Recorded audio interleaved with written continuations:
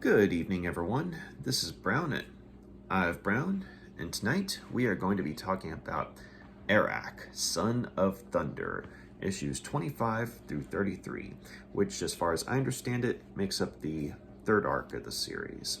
And picking up from where we left off, our companions had beat a rather hasty retreat from the city of White Cathay, which had seemingly vanished off the face of the earth at the end of the last arc, but had in fact gone to a sort of enchanted exile, in which the surviving citizens of the city would go into a slumber for 500 years and hopefully awaken in an era that was safer for them and away from savage foes, which leaves our original companions, Arak, Valda the Iron Maiden, Malazizi the Wizard, and Satyricus, the last of the satyrs, to continue their journey towards Frankland for the court of Carolus Magnus.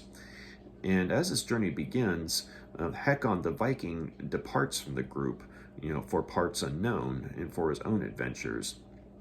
And Arak and Valda end up consummating their love for one another, but it's unfortunately shortly after this that Arak has a dream which reminds him about the plight of his people, and that there are surviving members of his tribe out there in the world somewhere that need his help. And so he reluctantly parts ways with Valda and Malazizi and leaves them to head towards Frankland while he continues, his original journey alone, at least until Satyricus decides to keep the promise that he had made towards his dying friend, the last of the centaurs, that he would watch out for Arak and follow him and help to protect him, regardless of where Arak's journey for identity and truth would lead. And they head towards Byzantium, which is where their journey takes them, and they cross paths with a woman by the name of Diana, who is not only a shapeshifter, but a high priestess of the goddess Artemis. And in this particular adventure, Diana ends up saving their lives from after they had saved hers, and she brings them to the edge of this forest as they retreat from the royal forces of Byzantium, and she directs them to head towards Baghdad, in which Arak should be able to find people who could take him to where his tribe is by way of ship. But she does warn them to stay out of the forest, but unfortunately, they hit a bit of a snag, because Arak, out of seeming necessity, ends up going into the forest after Satyricus, and unfortunately ends up falling afoul of a tribe of Amazons, in which he is forced to be a guardian of sorts for something that they have called the golden bow, which is this tree that's made up of pure gold and has magical properties. And the reason Arak falls under their sway is because he had come across their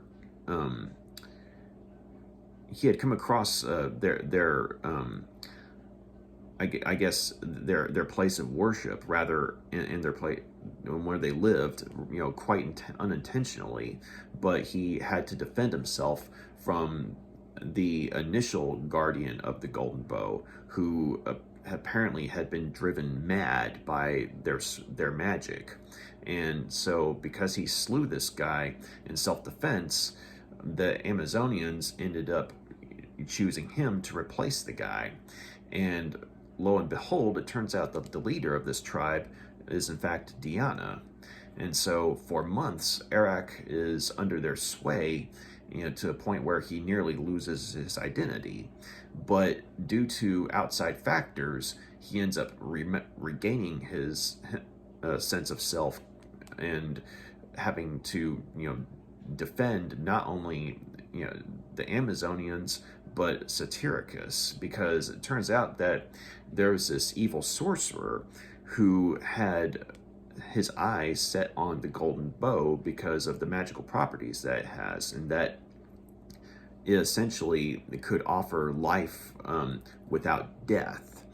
And one of the key ingredients to obtaining this was the blood of a satyr. And since Satyricus is the last of the satyrs, he is a pawn in this wizard's scheme. And he forces Satyricus to go into the woods, and unfortunately he runs afoul of Arak, who at this point was still in the thrall of the Amazonians, and Arak gravely injures him, to a point where he's bleeding, which is exactly what this evil sorcerer was needing. And so not only does he have a weapon that's soaked in the blood of a satyr, but he also has the power to turn the Amazonians against Diana and put them under his thrall. And so Arak and Diana end up having to team up not only against this evil sorcerer, but against Diana's own people as well. And Arak is unfortunately forced to slay them all, with the exception of Diana. And Diana is gravely injured by the sorcerer, but Arak, who has at this point come to his senses, avenges their loss by beheading the sorcerer, and thus denying him the chance to attain life without end. And at this point, Diana, who is gravely injured but alive, parts ways with Arak and leaves him be. And Arak and Satyricus realize that they've just witnessed the end of another race, and now there's one more sole survivor out there. Much like Satyricus is the last of the satyrs, and Arak was initially the last of the Kantaka. And so there's a sense that they'll come across Diana again, and hopefully under better circumstances, though, because Arak can't bring himself to hate her, regardless of the fact that she and her tribe had him under their thrall. But at the same time, he does sympathize with her, as does Satyricus, because of the whole feeling of being a sole survivor. After that, they continue. Satyricus and Arak continue their journey, and Arak is able to tell Satyricus about how he came to be on this journey, and he tells them about a rather pivotal moment of his when he was living with the Viking raiding party, in which he learned some harsh truths about life, and was also reminded that his time with the Vikings could only last so long, because he was never truly one of them, although he did see them as a surrogate family because of how some of them did go out of their way to raise him and bring him up as one of them. But after this reminiscence and recounting of his past, Arak and Satyricus, they eventually make their way towards the mountains of Lebanon, in which Arak, in fact, has a rather lethal encounter with this dragon, or I should say dragon in the area, which is in fact a dinosaur, but no one knows it at the time except for the reader. But this dinosaur, or this dragon, had actually been preying on this group of people and forcing them to take shelter in this cave for a rather long time, if the skeletons in the area are anything to go by. And there are, ironically, it's a small group of Christians and an even smaller group of Muslims who are being forced to shelter together in this cave. And it turns out that at this point in time, the surviving, Christians had been forcing people in their own party, as well as members of the Muslim party, to be sacrificed to this dragon so that they could forage for food and water, and then beat a hasty retreat to the cave, because unfortunately they don't have any way to leave where they're at before the dragon comes for the rest of them. And so they've been stuck in this cave for some time now.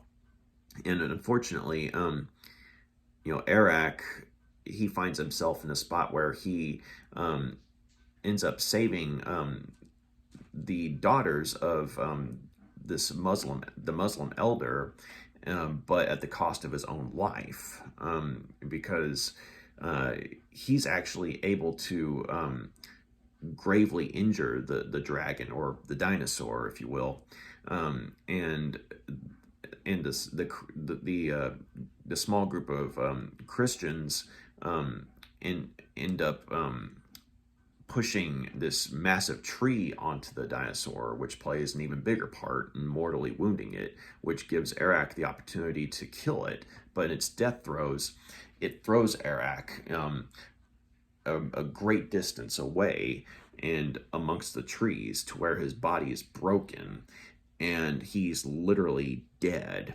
And so at this point, Satyricus, he mourns for Arak's death, and the surviving group of Christians, or the surviving members of the Christians, as well as the two Muslim women, or I should say I think there was more than one. There was more than two who survived, I think.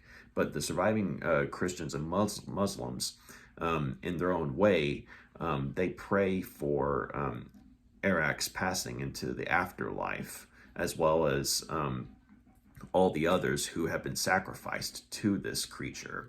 And the Christians, this group of Christians in particular, are very remorseful, because they are kind of hit with the realization of, my God, we've been, acting like savages this whole time. And, and so it's like the best they can do is, ask for forgiveness and pray, for the safe passage of Arak's soul into whoever passes for heaven. And so you have Muslims and Christians both praying for Arak and all the others who have died in this time. And Satyricus is doing the next best thing to praying. I mean, he's playing on his pipes, which is the only thing he can think of to do, because his gods are all dead as far as he knows. And he doesn't want to really pray to Hades, because all that comes out of Hades is the moans of the dead, or are the moans of the dead. And so he just turns to one of the few things in life that he can count on is music to convey his emotions. And so while all this is going on, Arak's soul is on a journey of its own, into the spiritual realm of the, I guess you could say, the god of thunder of his tribe, Hino, who is supposedly his father, if his mother's words were anything to go by. And he ends up meeting Hino, and the two of them in this sort of mountainous spirit realm, in this realm of night and thunder and lightning, Hino looks upon his son and is proud of what he sees, and decides to tell Arak the truth of his upbringing. And so Arak, he learns about how his mother and Hino met, and he also learns about how there was there's an evil force that had long been preying on the Quintaka, but also mankind in general, and that's the Serpent. And basically, there are these serpents that have lived on the earth for a very long time and had been ancient enemies of Hino, and Hino had always been able to beat their forces back, as well as the serpent god himself. But every time this serpent god and his forces would grow stronger, and the tribes of man that followed the serpent would become more dangerous. And in their last encounter with one another, when the Quantaka tribe had been attacked and all but wiped out, it turns out that the tribe that had assaulted them was a tribe of the Serpent. And this is one of the reasons why Arak had always looked upon reptilian enemies with an almost instinctive hatred, because even though he doesn't remember everything that happened, as far as when his tribe was massacred, he does remember, just on an instinctive level, that, as well as from the words of his tribal elder, that humans and the snakes were ancient enemies. And so in this massacre, the reason why Hino was unable to save his tribe was because he was being attacked by the serpent god. And at this point, the serpent god and Hino were evenly matched. But unfortunately, at this point, Arak's life was in danger, and he was on the verge of being killed by an enemy warrior. And so Hino ends up, saving the life of his son, by way of lightning. But unfortunately, it's at the cost of his own defeat against the serpent god. And so, the serpent god has grown so powerful that he's able to incapacitate Hino, which leaves the rest of the tribe vulnerable to their plans. And so even though Arak survives, as far as he knows, the rest of his tribe is wiped out, until he eventually finds out from the sorceress Angelica that some of them did survive. But at this point, once they've gotten to the point of in this conversation, Hino shows Arak, the surviving members of the Quantaka tribe, and says that essentially they're dying out and their time has come, but you and I can rule, take our parts in ruling man as the gods of thunder that we always were and that you were meant to be. But at this point, Arak turns his father down and tells him that I can't just abandon my people. I can't leave them to their fate without at least trying to save them.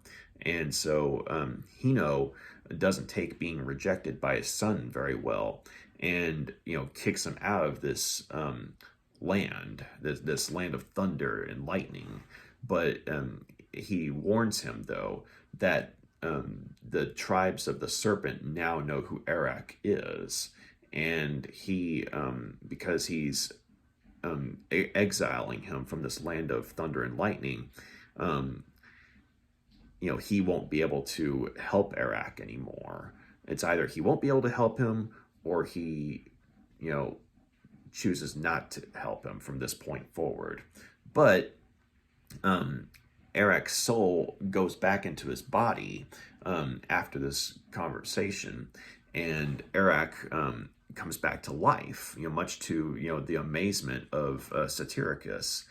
And he doesn't know exactly what's been going on with Arak. He doesn't know about his spiritual journey, but he knows that something of a spiritual nature had happened from what Arak's muttering about and crying about, about how he has an opportunity to save his tribe, but at the same time, he lost, the love of a father that he was just getting to know. But before this arc ends, there's a feather from an eagle that comes from the clouds and falls into Arak's hand, and he realizes that this is a sign from Hino, that even though Hino has exiled him from the land of thunder and lightning, even though he has said that he can't help Arak from this point forward, he, cares for Arak still and may try and help him in some other way. And so, the feather from the clouds was, his way of saying, hey son, I still care. And so Arak, even though his body is, quite damaged from his fight with the dragon, which is really a dinosaur, even though, he's still recovering from the trauma of having been dead for a short time, he does take heart in that, this journey, while it may have some new dangers, it's not entirely without hope. And so that's where the third arc of the series ends. And also, I should say that Arak, in the conversation that Arak has with his father Hino, he reveals to the readers what his real name is, and it translates to bright sky after storm. And so that's the real name of Arak, the son of thunder. But anyway, though, that's what happens in the third arc of the series, and I really enjoyed it. And it's not quite as expansive in terms of world traveling as the previous arc was, or as well as, say, some of the lore. But at the same time, though, it had a lot of character development in other ways as well. And a part of that was, a big part of that was because of Arak on his continued journey in his quest for identity, but also how he sympathizes with certain characters, such as Diana, in the sense that they are both in a way sole survivors of their respective peoples, but at least Arak has the possibility of finding more, of his tribe, and also his friendship with Satyricus ends up deepening as well because of how they have learned and grown in this time of traveling together. And Satyricus, even when he's giving his eulogy for Arak when he's dead, was pointing out how he was essentially a coward at heart, but in his time of traveling with Arak and his companions had taught him how to use courage. And so, there's a bit of the fact that the two of them are kind of had rubbed off on one another and learned from one another. And so, their time together helped them both grow as people and, for the sake of the readers, as characters. And even though the focus of the series of this particular arc of the series is on Arak, Valda isn't entirely put by the wayside. So even though she's not one of the main characters in this arc, in some of the issues in the arc, she actually has a backup feature in which she and Malazizi are talking about her past, and the reader learns about how she came to be in the situation that she was in at the start of the series, in which she was in the thrall of an evil sorcerer as this Black Knight. And she and it's a really cool way of still keeping Valda relevant to the story, even though she's not the leading she's not the headlining character of the series alongside Arak at this point. But because of the backup features, we learn more about her character, as well as the sort of surrogate father and daughter bond that she and Malazizi have with one another, and the reader further comes to appreciate that particular relationship. So, the character development was really strong in, both the sense of, Arak and Satyricus, as well as Valda and Malazizi as well. But I also found the character of Diana to be rather intriguing because you have another bit of folklore and mythology making its way into the series, because Greek gods had certainly been touched upon, but this is the first time in a bit in which you have a high priestess of the goddess Artemis, and you see how that particular faith, or at least I should say this dying faith of a people, is presented in this particular story arc. And also thought the fact that she was a shapeshifter was very intriguing as well. And so she was already an interesting character because of her sort of borderline antagonistic relationship with Arak. But at the same time, though, there were times in which she actually helped him.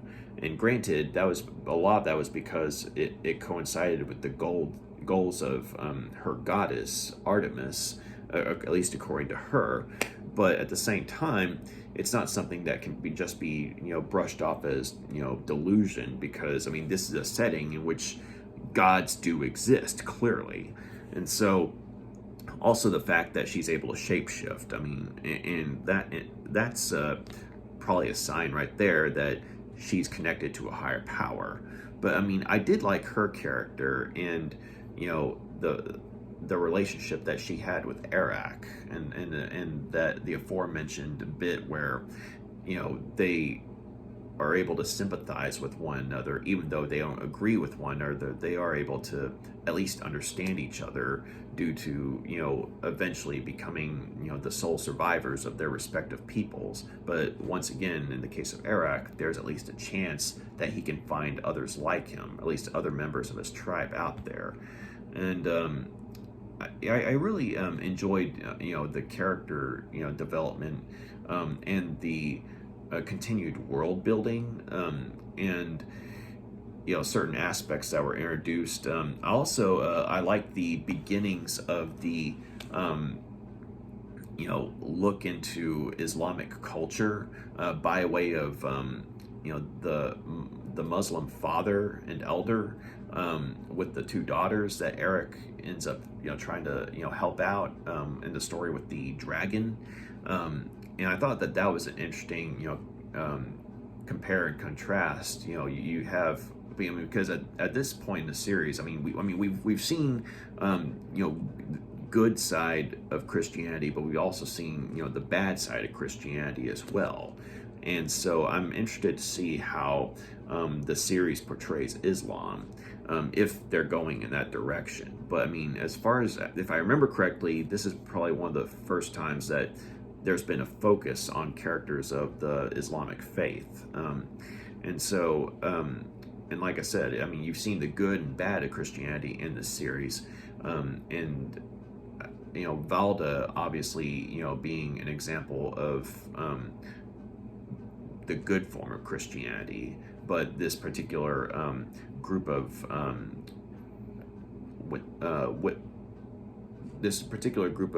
Christians that are holding up in the cave are kind of a bad example.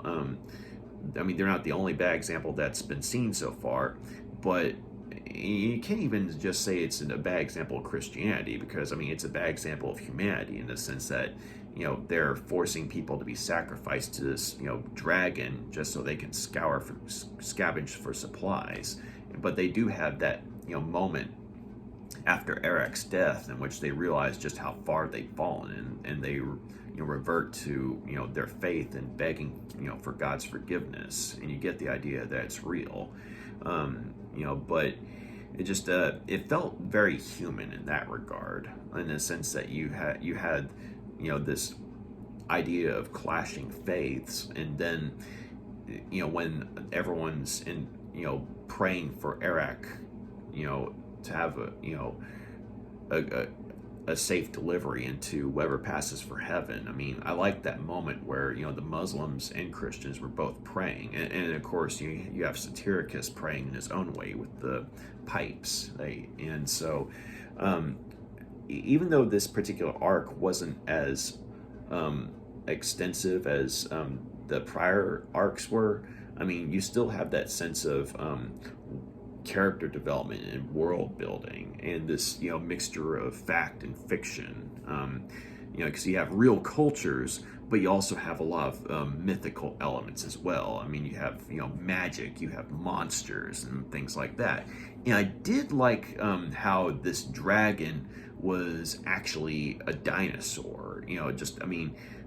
The the characters didn't call it that, but the reader knew exactly what it was.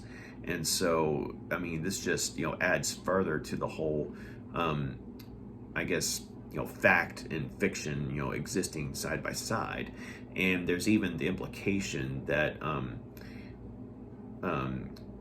the story of Saint George and the dragon is drawn from a similar instance, because it turns out that when Arak has his fatal showdown with the dinosaur, it turns out that it's in almost the exact same area that in like in the mountains of Lebanon, supposedly it's where it's around there, I think, where, at least according to the story, in the arc, where Saint George fought the dragon in that area. And so it was kind of like history was repeating itself. But you also have the idea that this dragon that Saint George fought may have in fact been a dinosaur. So I thought that was like an interesting sort of moment.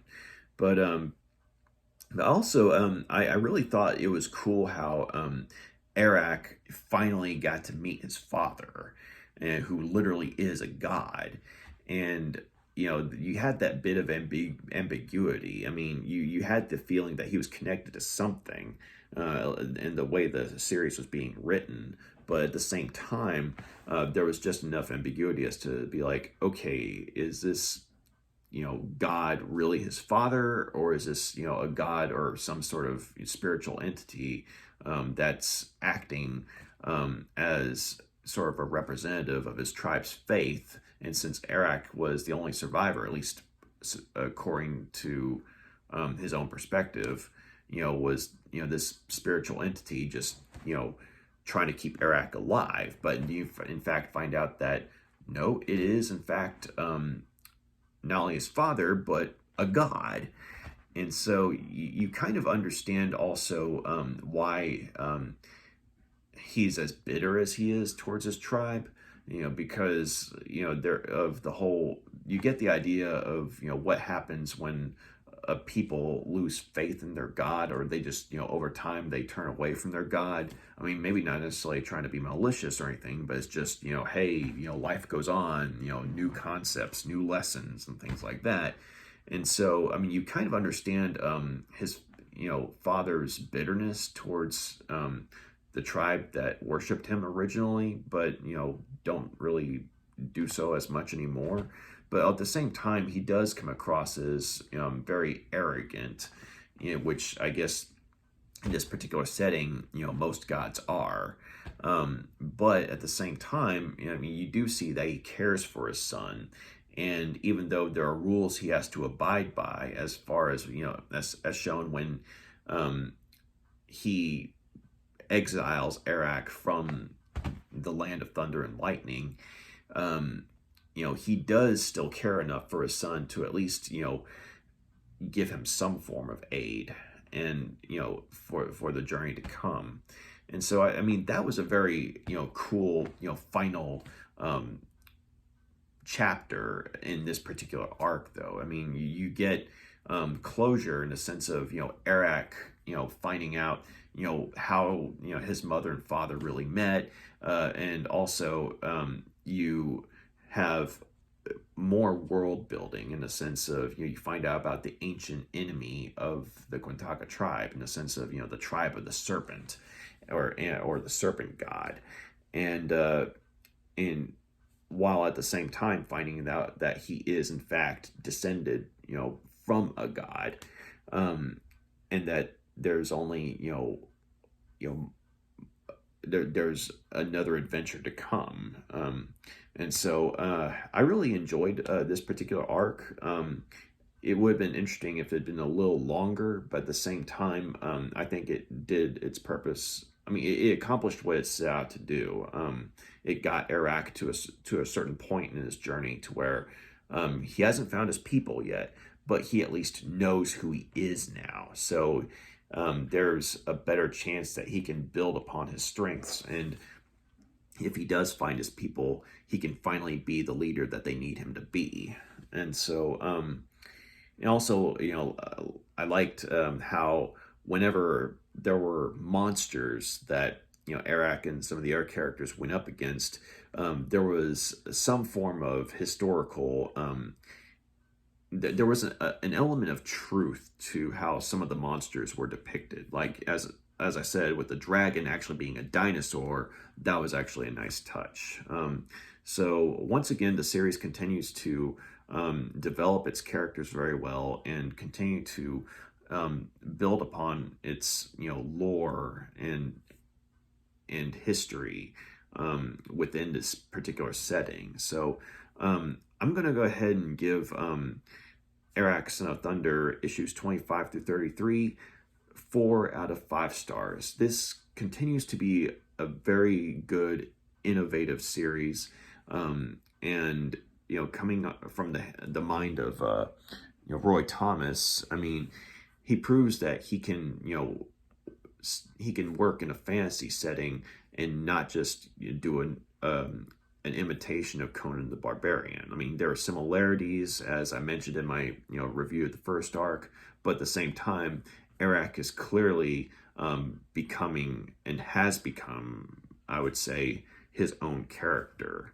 And also, 25, issue 25 was the last issue at this point that Adrian Gonzales did the artwork on. And issue 26 was the first issue in which the artist Randall took over for the art chores of this series. And he continues to be a good force on the series in terms of how everything's illustrated, in a sense how there's a bit of realism along with all the fantastical elements, which goes hand in hand with the prior artists of the series. And speaking of prior artists, in issue 31, this issue here, Ernie Colon does the guest artwork for the series. And it turns out that it's a reprint of Arak's first appearance from Warlord number 48, which was a backup feature. But at that point in time, Ernie Colon had been working with an inker that gave his artwork an extra sense of realism. But there's a wraparound story to this particular issue when Arak and Satyricus are reminiscing, and Arak is telling Satyricus about this important moment from his youth. Ernie Colon's artwork becomes more abstract, as opposed to, say, gritty and realistic like it was when the series first started. So it was kind of like an evolution in art style, and you saw how the original artist's vision had changed over time. So I thought that was pretty cool. But anyway, though, yeah. So it was it's a well-written arc, and it continues to be captivating as far as storytelling goes, and the artwork continues to astound with how much is put on page in terms of just the world that we see here. So I'll go ahead and show you all the cover art here. Give me just a sec here to get reorganized. There we are. Okay, so this is issue 25. And you got Arak, Satyricus, Valda, and let's see. Mel is easy, sort of hiding in the background right there. But then you got them going up against this golden salamander that literally, breathes fire. Not intimidating at all. So yeah, that's 25. Issue 26, where Randall officially takes over for the artwork on the series.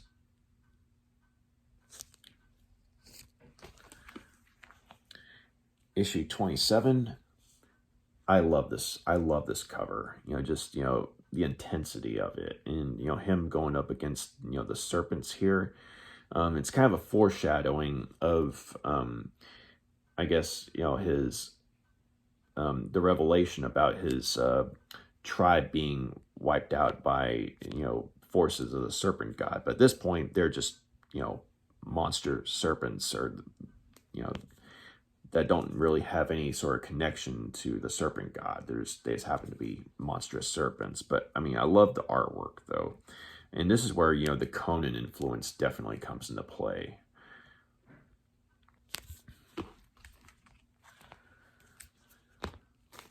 Oh, also, that's the Amazonian priestess, the shapeshifter, Diana, right there. So, it's 28.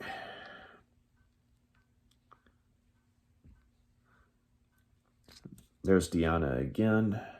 But this is where, Arak runs afoul of her tribe and is forced to become the guardian of the Golden Bough.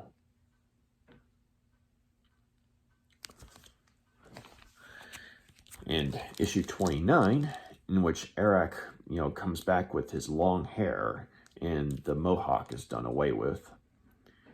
But I will say that I do like how they brought his hair back, because in the letter columns, a lot of the readers, apparently, as much as they were enjoying the series, they didn't really dig the mohawk. They liked the long hair, sort of pseudo-Conan look that Arak had initially. And so I liked how they found a way to, have his hair grow back, but in a way that made sense within the context of the story. In this case, it shows that Arak had been in the thrall of the Amazons for several months, and as a result, his hair grew back to how it was originally, and that's how they went ahead and did away with the mohawk. So I thought that was, kind of a nice touch there. I mean, I liked the mohawk. I thought it was pretty cool, but I mean, his original looks good too. But anyway, though, once again, you definitely have a Conan the Barbarian influence there. So,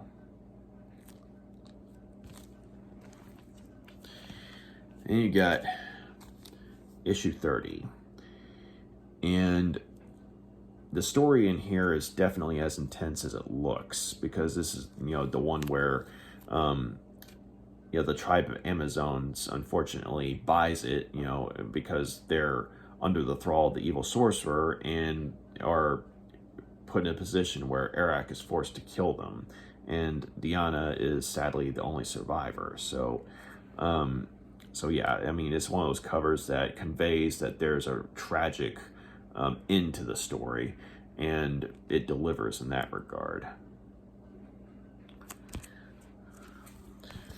And issue 31, which I showed y'all briefly here earlier, a few minutes ago.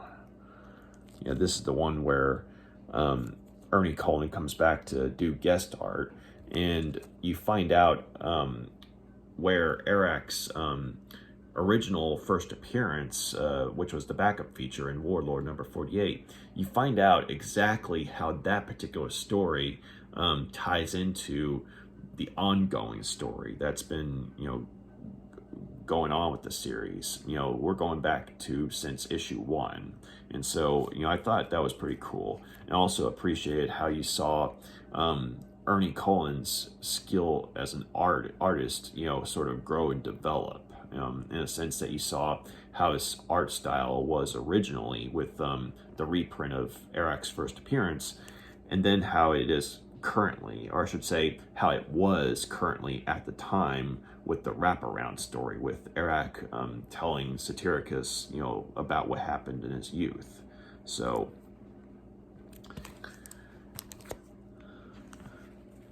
and you got 32.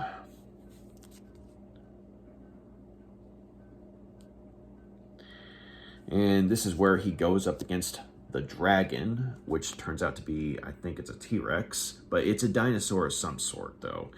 And yes, Arak does actually die in this particular issue. Very jolting, to say the least. Last but not least, issue 33. Pardon the bag label there, but so there's Hino sort of silhouetted in the background right there, and you actually do see what he looks like in the actual issue, and he looks like how Arak looked when he first gained his mohawk, except he looks older than Arak as well. But so Arak, his spirit does go on the journey to where he meets his father and learns more about himself and finds out who he really is. And he also comes back from the dead in the same issue, though. But I do appreciate the fact that they went out of their way to say that, Arak did in fact die, and he came back, to a damaged body. But at the same time, he is back from the dead. And I am definitely interested to see, how the rest of Arak's story goes here. So, so yeah, this was a good way to close off this arc, issue number 33. And also, I like the title. Pardon me for a sec if I just open it up. The title of this particular issue is "To Your Skyborn Father Go." And it was a very appropriate title. Because on one hand, it's almost like, Arak's being told, get the hell, away from humanity and go back to, the God you came from, but at the same time, Arak,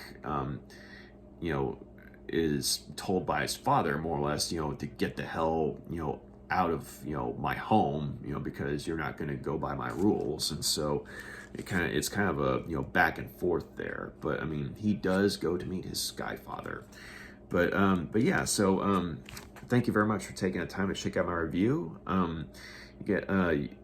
You got any questions, comments? Please let me know, and if you like what you see here, please hit that like button and subscribe. But y'all have a good night and try and stay warm. Goodbye.